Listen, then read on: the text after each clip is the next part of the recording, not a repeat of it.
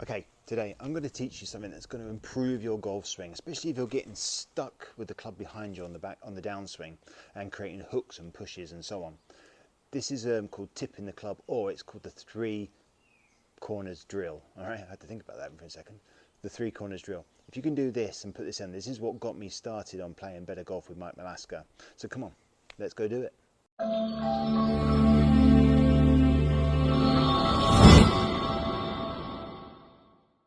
Okay, so the three corners drill. Okay, this is one that I got really intrigued by when I started following Mike, and I'm very lucky now to call myself a Malaska Golf Coach. And it was is talking about changing and directing momentum from the top of the swing, okay, and getting the club to some golfers, comments were calling it tipping the shaft or getting the club back out. But it's about getting the club back out into its correct swing arc, okay, and getting the momentum to change. And you're almost doing it from the top, all right? And it's about getting the club to swing back out in front of you and keeping it out in front of you rather than having the club trailing behind. So one of the most common faults we see golfers have is they allow the club to get behind them too much. There's a lot of talk about shallowing the shaft and getting the club to shallow on the downswing. Yes, I don't disagree that the club wants to approach the ball on the right path, but we don't want to get the club so it's trapped behind you, okay? I played so many years doing this, and it's got me into so much trouble as a golfer that I was having to, the club face was getting open, and then I tried to do this thing of bowing the wrist, but it was so hard to perform consistently for me, all right? And I'm sure there's other golfers out there as well.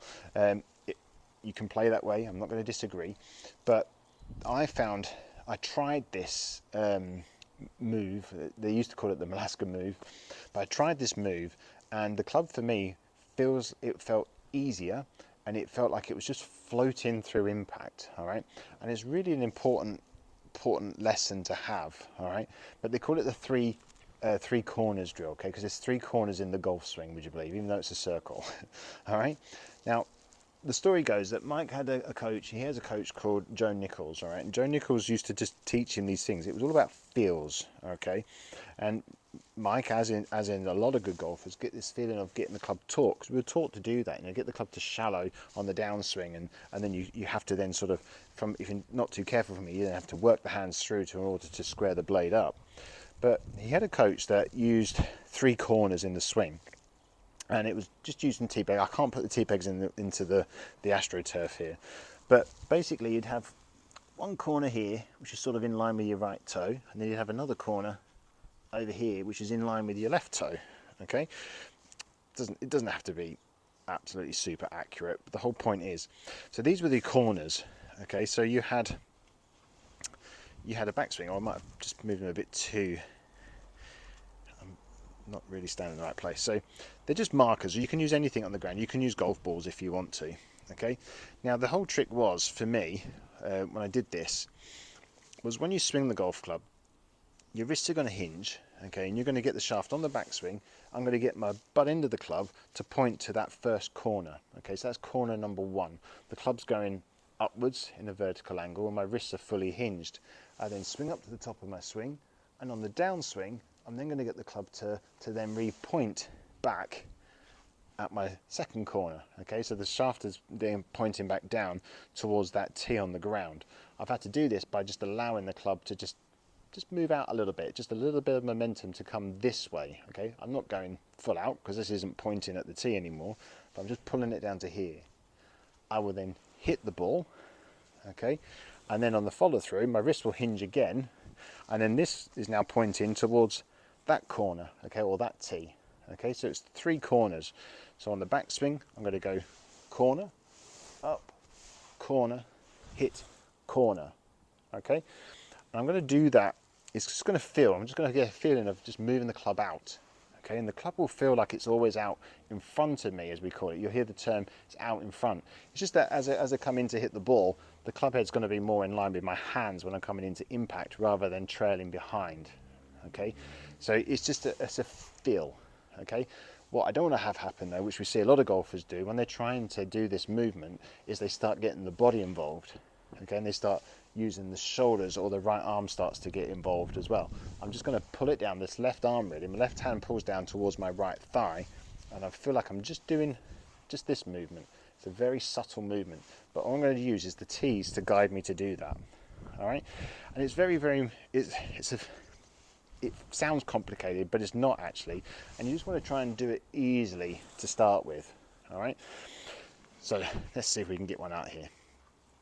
So I'm just going to set up to a ball. I've got it on a tee peg today. Okay, so I'm just going to go first corner, second corner.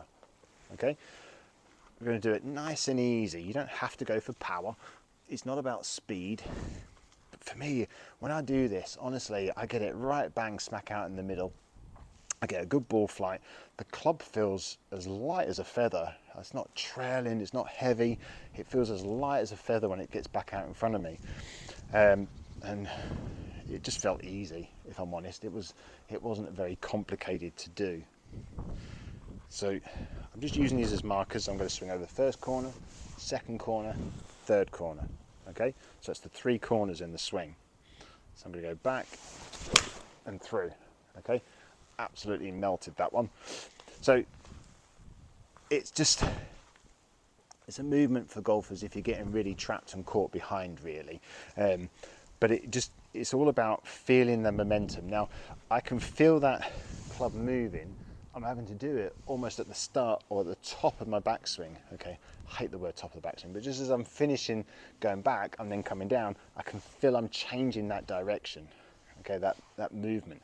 I'm pushing it back out in front of me to then get the club back out. So it's always in front of my hands.